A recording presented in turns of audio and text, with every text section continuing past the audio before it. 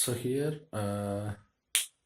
to save time, I have solved everything. So here I am going to explain you how exactly this has been made step by step. Okay.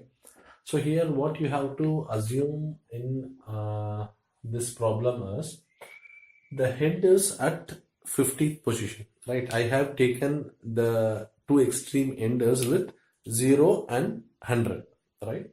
So now the requests are, you can make a note of this request: 45, 60, 32, 17, 73, 5, 10, 81, 90 and 56. There were 10 requests are received to read or either for write. Okay, so which needs to be solved. And here I have written in what way this FIFO algorithm, that is first in first out algorithm, is solves, right?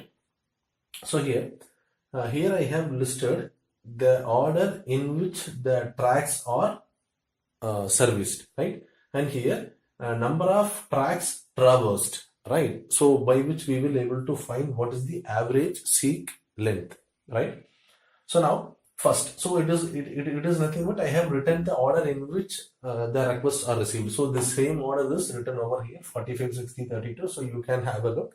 It is same as the request, right? So now it is the time to find how many tracks are traversed, right? So I have quoted that the head is at initially at 50th position. So to reach 45th track sector block, it needs to move 5 tracks, right? You can assume that it is a 5 block. Okay, so it needs to move 5 block, so 5. Then after that, right now it is in the 45th block, right? Now it needs to move 60. So to reach from 45 to 60, it needs to traverse 15. So likewise I have listed number of tracks or blocks are traversed, right? So finally I found sum, and it is divided by number of requests serviced. So this will be the average seek length. So the average seek length for Fifo is total is 306. So the average seek length is 30.6. So let's see how to draw a graph, right, for Fifo. Here you can find that, see, initially it is in 50th, then 45, and it is going 60 and 32, 17, then again 73, 5, 10, 81, 90, 56, right?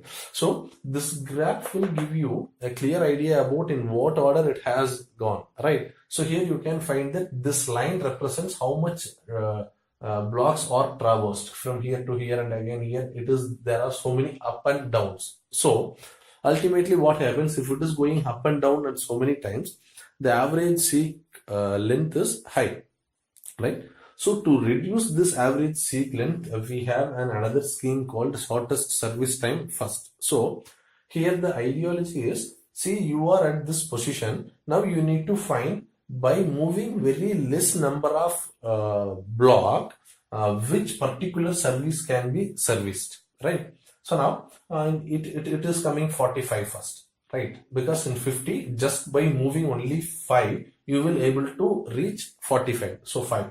And at this position, again you need to search out of, except this 45, there are 9 more requests are remaining. Now you need to find which particular request out of this 9 can be solved with very less number of track traversal, right? So now from 45, 56 is the very nearer, right?